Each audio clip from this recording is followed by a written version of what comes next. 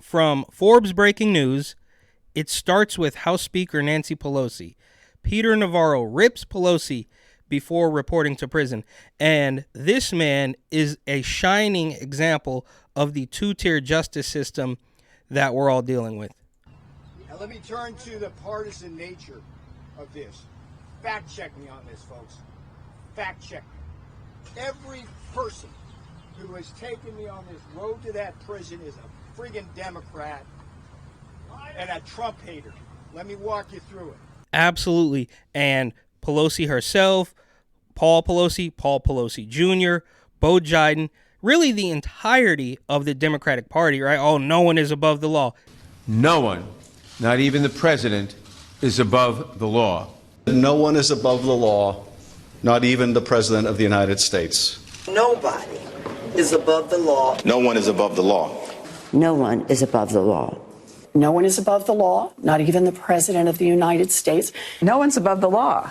No one is above the law. That no person is above the law. Nobody should be above the law. Nobody should be above the law, including the President of the United States. Except for us. And then they send this guy to jail. And of course, at first I thought, oh, this is all about Trump, and then it's all about his cronies. And before you know it, squatters are taking control of houses, and the political regime across the country is siding with the criminals. But that makes sense because criminal politicians breed criminal citizens. It starts with House Speaker Nancy Pelosi, who forms the J6 committee, blows away all the rules, improperly constituted, unduly authorized, and unlawful committee. She puts on 7 Democrats. And she's actually older than Bo Biden, and I can't believe I'm complimenting the crypt keeper nasty Pelosi, but at least she's a little bit more put together. As much vodka as she drinks, she still makes more sense than Bo Biden. For the children. Every single one of them, fact check it, every single one of those. Well, okay, not really. She doesn't make sense. Everything she says is nonsense, but it's a little bit more coherent than Bo Biden. There we go. Let's go back just a couple seconds. There we go. Awful committee. She puts on 7 Democrats.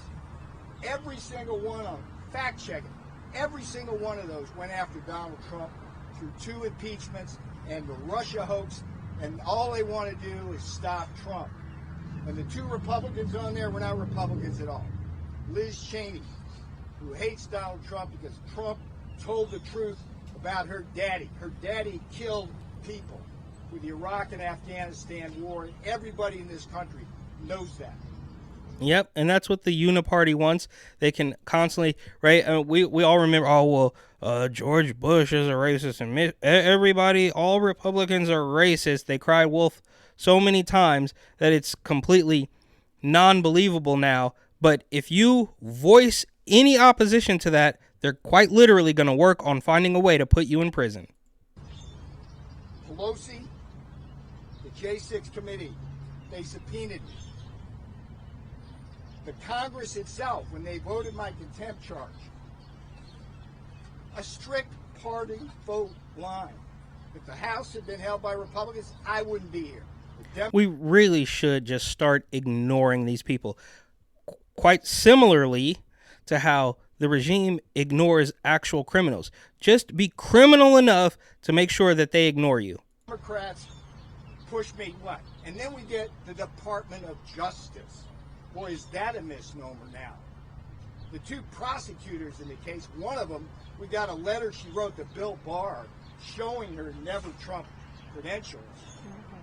And they are the ones who during the trial, consistently insisted I was acting above the law when they wouldn't let me explain to the jury why I was obeying the law.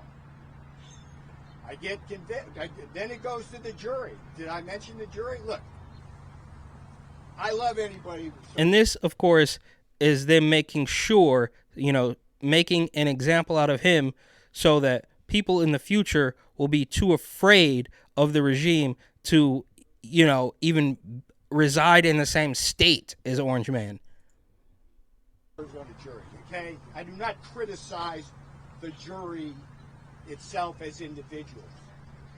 But would you, as a Republican and a member of the Trump administration, want to sit before 12 people drawn from a voter registration pool in which 95% of the people voted for Joe Biden? That's astonishing. So I get in front of that jury. The judge had already stripped me of the defenses, and I'm facing that jury. And by the way, the judge... And this is why they can't, this is why there is no policy discussion. This is why there is no law discussion. It's all about the morality from their point of view. So you can't ever argue the facts. You have to argue, well, is that nice or not? Who stripped me of the defenses?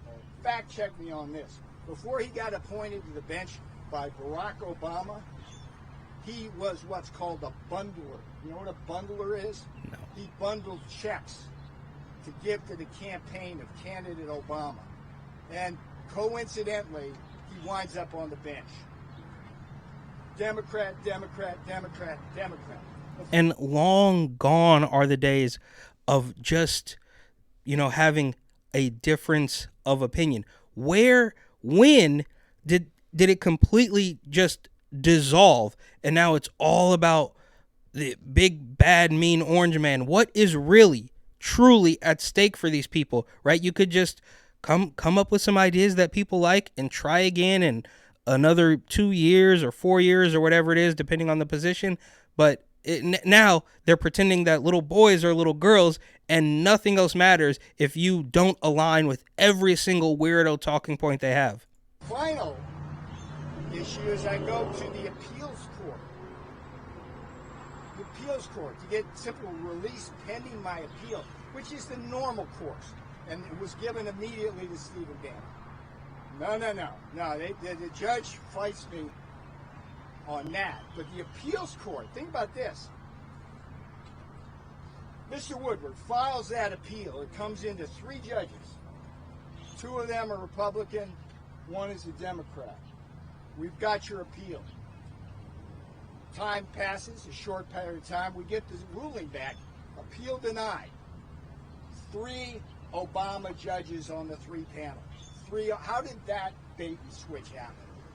That's supposed to be a random draw. You know what the odds of that are? Less than 20%. That's crazy. Hold on. Let's go back up one more time and understand exactly how dark this is. Time passes, a short period of time. We get the ruling back. Appeal denied. 3 Obama judges on the 3 panels. How did that bait and switch happen? That's supposed to be a random draw. You know what the odds of that are? Less than 20%. Yeah, and that is more likely the work of the non-existent deep state. There is no deep state. There's no deep state. There's no great spy network who takes down presidents here. There is no deep state, and we need to stop talking about it. The deep state doesn't exist. Okay, the spoiler alert, there is no deep state. Democrat, Democrat, Democrat. From start to finish. And it shouldn't even be that dark, right? Democrat has become such a scary term because they're absolutely crazy, but it shouldn't have even got that far. Where, I guess, to his point, this all started with Nancy Pelosi, Nasty, the Crypt Keeper Pelosi, and, the son of George Soros, Alex, out there taking photos with her and Adam Schiff and presidents and countries across the world. Those people are really just doing a number on America for sure, but I would assume it's going on all over the world, the Western world. This is the partisan weaponization of our judicial system. Please write these big stories. Now, the last thing I want to say is that that's prison. That's where they take your freedom. But as hard as it will be on me, and as hard as it will be on anybody who is in there, it's harder on their families. And this is who those Democrats have hurt. This is who the Democrats have hurt. I will walk proudly in there and do my time. But what they do to people And by the way, fact check this. I will be the only person in that prison who's been convicted of a misdemeanor. A misdemeanor. Everybody else is in there for felonies. Yeah, and I don't know exactly how long he's going to be doing time.